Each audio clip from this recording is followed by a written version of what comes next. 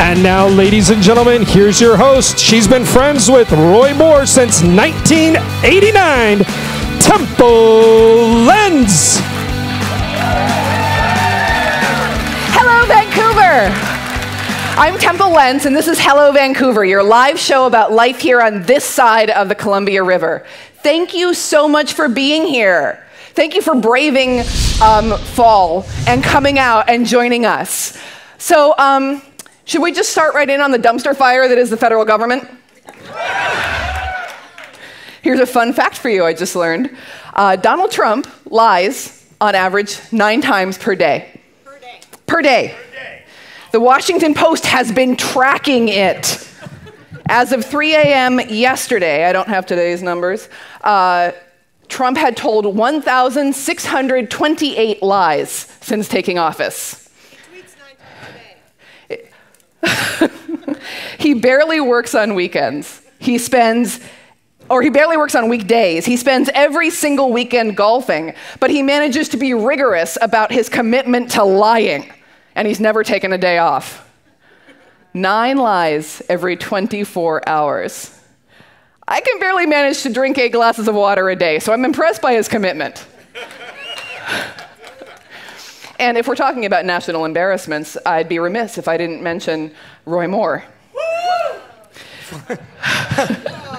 We have a fan. Gary, it's probably a little too on the nose. So, now, thank you. If you've been living under a rock, lucky you, but to catch you up, Roy Moore is a politician in Alabama who was the state Supreme Court's Chief Justice until he was removed from office when he commissioned a monument of the 10 Commandments for the state judicial building, which is unconstitutional, and then he refused to remove it even after a federal order. He was then elected again a few years later to the same position, and then removed again for trying to enforce a same-sex marriage ban that had been deemed unconstitutional. This was the Chief Justice of the state Supreme Court, removed from office twice for violating the Constitution. He is now running for the U.S. Senate, granted from Alabama, but still the U.S. Senate, for the open seat formerly held by Jeff Sessions, who resigned so that he could go to D.C. and spend this week committing perjury. In addition to Roy Moore's illustrious history, now multiple women have come forward to reveal that he harassed, touched, groped, and assaulted them when they were teenagers. One of them, he said, "I don't know her, I never met her." And yet it turns out that not only did he know her, he signed her high school yearbook. And I'm gonna repeat that for you because what the F? He was the district attorney in his 30s and he signed her high school yearbook. When has the DA signing your yearbook been a thing? Did I miss that? And of course it does get better. The more we dig, we find out he got banned from the YMCA and from a shopping mall in the 80s for soliciting young girls.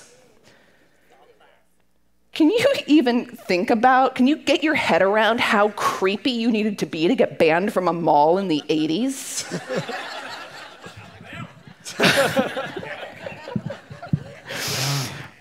Roll Tide. That's bad. And even after all this, his supporters are still standing by him. They're saying, well, if it happened, then that's between him and God. No, it's not. I think it's pretty clear where God stands on these things. Unless I missed the part of the Bible where God says, "And ye shall loiter outside the Tasty Freeze until a young woman shall be lured into your Impala by promises of Funyuns." Now, some of these principled defenders of him have asked, well, if these allegations weren't real, why didn't anyone come forward before? First of all, it's turning out that apparently this was Alabama's little secret, and everyone who knew Roy Moore knew that he had an eye out for their teenage daughters. But beyond that, why is it coming out now? Because he's running for the U.S. Senate. This is exactly when it's supposed to come out.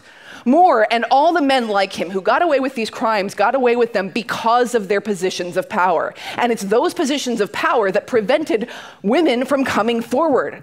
A lot of Moore's defenders and defenders of all the others, Weinstein, Spacey, Louis C.K., have talked about these crimes in ways that completely eliminate personal responsibility for their actions. That girl was asking for it. Her mom said it was okay. Weird. She was flirting with me. She never said no. All of these answers take responsibility away from the perpetrator and make it the victim's problem. And while there is guilt on both sides of the political aisle, it is mostly Republicans who are saying people like Moore shouldn't be held responsible for their actions. And for a party that seems to care so much about personal responsibility when they're talking about my uterus, it rings a little hollow.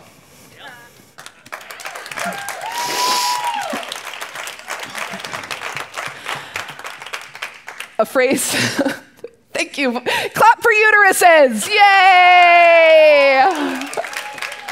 We should all love them. A phrase that's been around for a number of years, but is cropping up more and more these days, is the phrase emotional labor. And it essentially means that when one group of people has to manage their feelings and reactions in order to comply with rules and norms set up for another group, they're doing emotional labor. When someone asks, why are you taking this so seriously? I was just making a joke. Don't be so sensitive. Don't be so PC. They're making you do emotional labor for them, which is work that they're unwilling to do. And it's exhausting. There's no pay for this kind of work. There's no emotional labor union for the women, men of color, gay people, and people with disabilities who have to do this every single day. I mean, I'm exhausted and I'm white. It's like 75% easier for me. Which brings us to a local angle. The other day, here in the Couve, a bunch of white people carrying Nazi flags got together on an overpass to proclaim their right to be heard. They wanted us to know that these people with white skins, institutionally ingrained privilege, and the ability to walk down any street without being questioned are sick and tired of being told that they don't matter. They were chanting, and I'm quoting, "It's okay to be white." Really? That was your slogan?